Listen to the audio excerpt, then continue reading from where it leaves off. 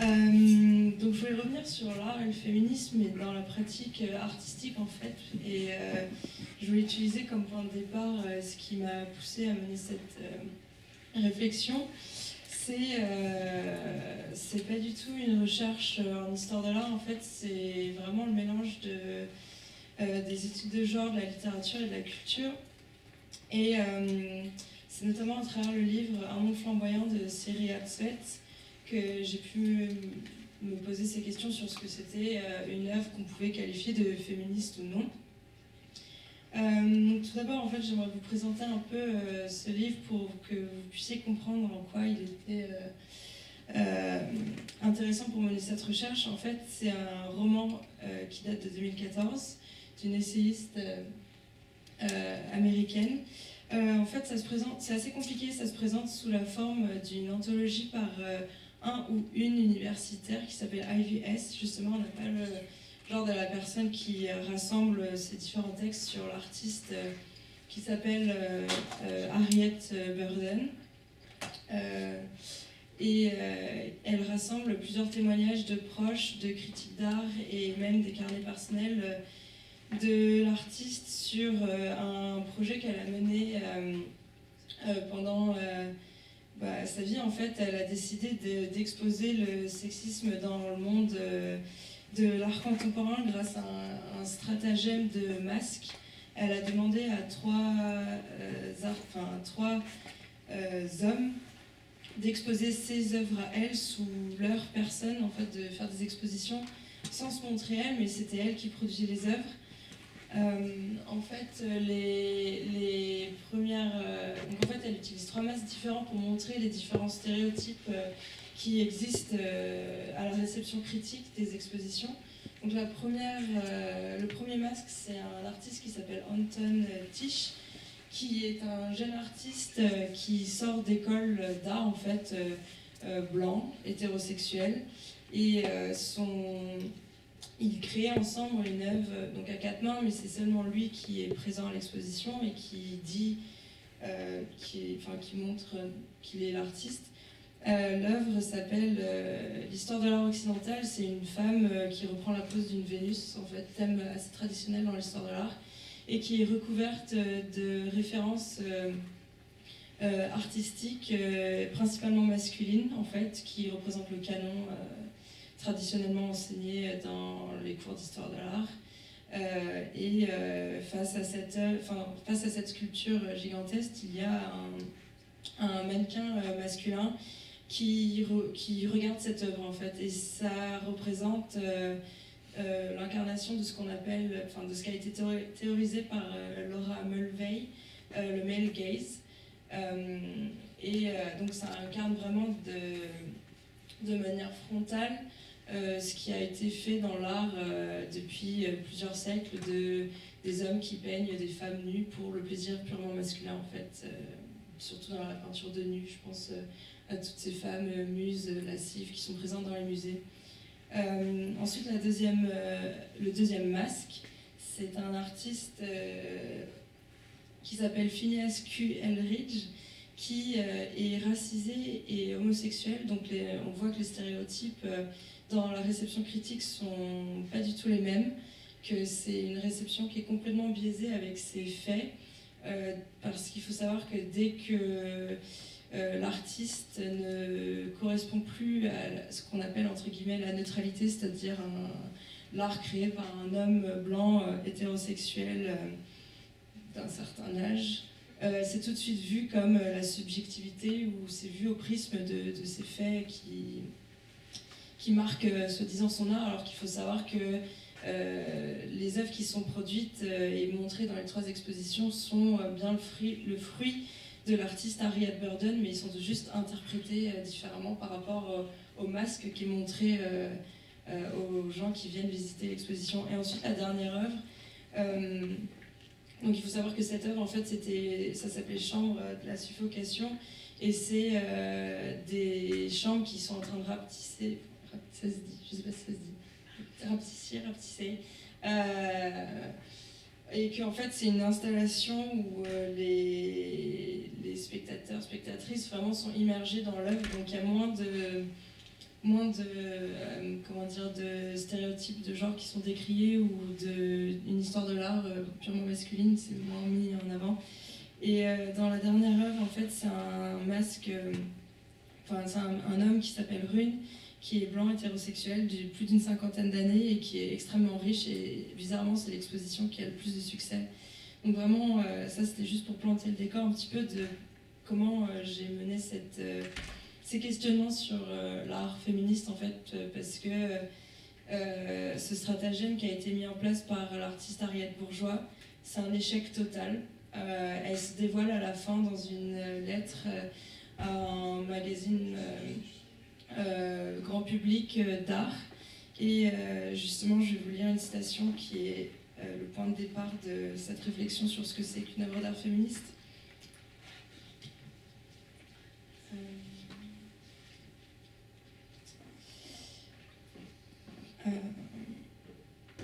La foule est unanime et son opinion est influencée et séduite par des idées. Voici une chose faite par une femme. Elle empeste le sexe. Je le sens. Toutes les entreprises intellectuelles et artistiques, plaisanteries, ironies et parodies comprises, reçoivent un meilleur accueil dans l'esprit de la foule lorsque la foule sait qu'elle peut, derrière l'œuvre ou le canular grandiose, distinguer quelque part une queue et une paire de couilles, inodore bien entendu. Verge et burette n'ont nulle part d'être réelles. Oh non, la seule idée qu'elles existent suffira à aiguillonner la foule dans le sens d'une appréciation plus favorable. Par conséquent, je recours à la braguette mentale. Salut ô Aristophane, salut ô gourdon fictionnel, à la baguette magique qui ouvre les yeux sur des mondes inaperçus. Donc vraiment, ce qui était intéressant dans ce qui est primordial dans cette question de ce que c'est qu'une œuvre d'art féministe, c'est de se rendre compte que les stéréotypes de genre qu'on appose sur des œuvres créées par des femmes, elles sont presque faites de manière inconsciente par les critiques, dans la réception critique. En fait, une artiste femme est presque toujours vue comme une femme artiste avant d'être artiste tout court. Et je pense notamment à des critiques que j'ai pu lire sur l'artiste Louise Bourgeois. C'est notamment elle qui a fait Les Grandes Araignées, qui s'appelle Maman. En fait, il y a des monographies où les critiques d'art parlent de la longueur de ses cheveux, du fait qu'elle est féministe parce qu'elle a réussi à percer dans le monde de l'art alors qu'elle est mère de 3 enfants. Et c'est des commentaires qui n'auraient jamais eu lieu pour, par exemple, Picasso ou d'autres artistes qui font partie du canon masculin, enfin du canon en fait, tout court. Donc voilà, en fait, c'est des questions, c'est à partir de cet ouvrage que j'ai posé la question de ce que c'était qu'une œuvre d'art féministe, parce qu'il y a plusieurs, je pense, idées préconçues ou a priori qu'une œuvre d'art féministe, qu'une œuvre produite par une femme est nécessairement féministe de par son genre, en fait. C'est notamment Martha Rosler qui dit que c'est faux en fait de penser ça, parce que c'est mettre sur une échelle de valeurs différentes les artistes femmes et les artistes hommes, c'est toujours les considérer comme l'autre dans leur création. Et on le voit notamment avec toutes les expositions qui se disent féministes et qui ont regroupé que des artistes femmes, cisgenres dans la plupart des cas. Et donc Martha Rosler dit notamment que une œuvre faite par une femme n'est politique et féministe seulement grâce au genre de l'artiste, alors que l'œuvre en elle-même ressemble à ce qu'il se fait habituellement et qu'elle conteste peu l'ordre établi. Donc en fait, c'est pas parce qu'on est une femme et qu'on crée, par exemple, dans le même mouvement artistique que ce que font les hommes, qu'on peut dire que c'est une œuvre féministe. Ça va beaucoup plus loin, ce questionnement sur ce qu'on peut définir, mais c'est des questions qui sont... Enfin, en tout cas, moi, c'est toujours... Ma recherche est toujours ouverte, donc c'est des questions qui restent sans réponse. Je pense, comme on l'a vu aussi avec Violente, c'est des questions qui sont toujours posées et qui changent face à différentes comment dire, face à différentes conditions matérielles aussi, et sur la scène. Et donc pour l'art, et notamment pour la peinture et la sculpture, je pense, parce que la performance, c'est encore autre chose, et la photographie, c'est pas quelque chose sur lequel je suis vraiment renseignée.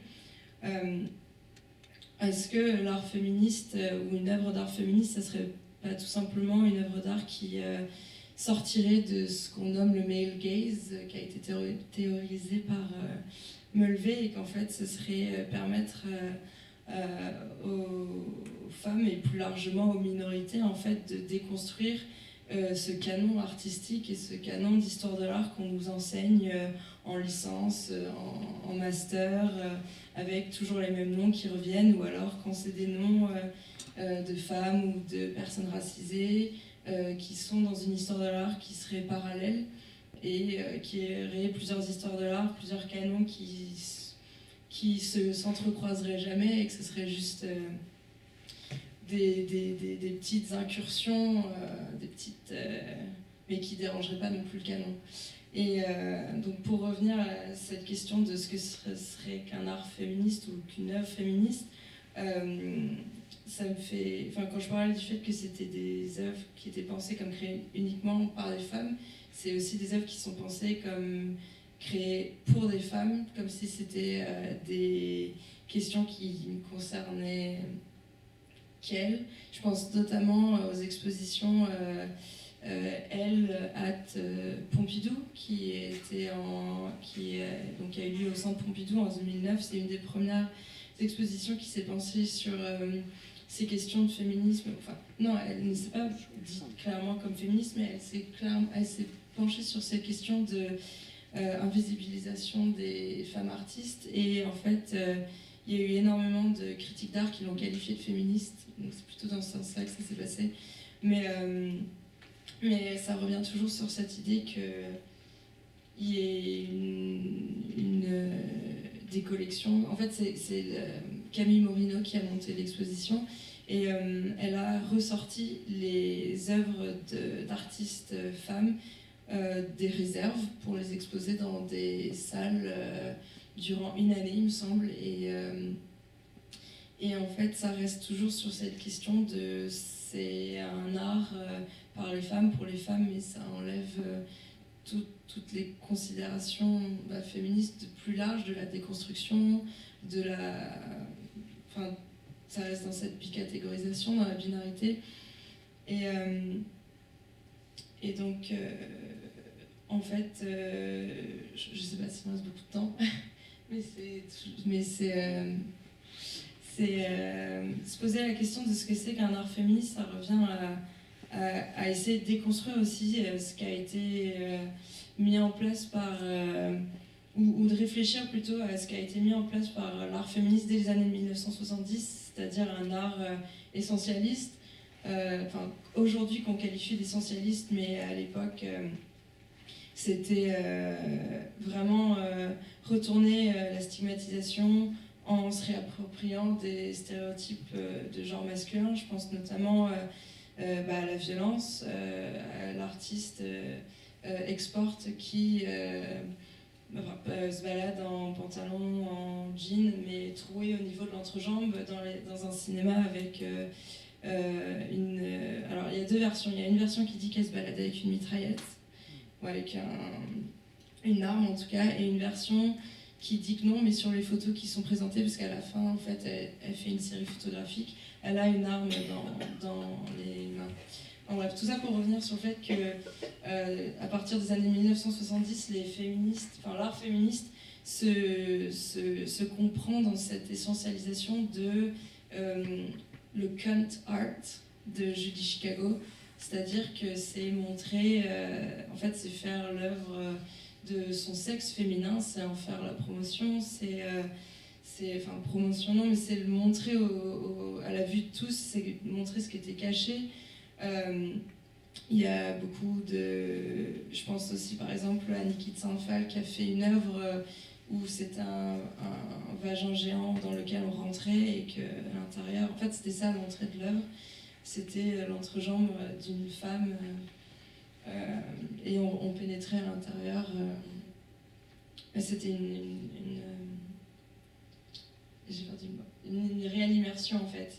Et aujourd'hui, en 2020, la question de savoir ce que c'est qu'une œuvre d'art féministe, elle est plus complexe que cette essentialisation et plus complexe que de rester dans cette binarité en fait, femme-homme dans l'art, et de ce cant art des années 1970. C'est quelque chose, je pense, qui devrait permettre la déconstruction de concepts plus larges en histoire de l'art. Par exemple, le terme de génie, en fait, il qualifie, on entend très peu parler de femmes artistes, d'artistes femmes avec le mot génie. C'est une conception complètement masculine. C'est notamment Griselda Pollock qui avance cette idée. Et c'est aussi elle qui dit, par exemple, lorsqu'on féminise des mots comme le maître de la peinture, quand ça devient maîtresse, ça veut dire totalement autre chose. Donc en fait, un art féministe, ça serait quelque chose qui permettrait de sortir de cette histoire de l'art qui est patriarcale, avec un canon quasiment presque masculin. Et lorsqu'il y a des femmes ou des minorités dans l'art, ce serait simplement des minorités, vues comme des minorités, comme une histoire de l'art parallèle, comme ce que je disais avant.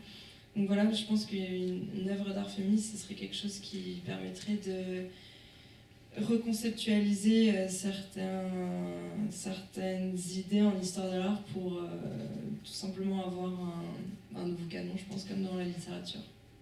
Voilà. Merci.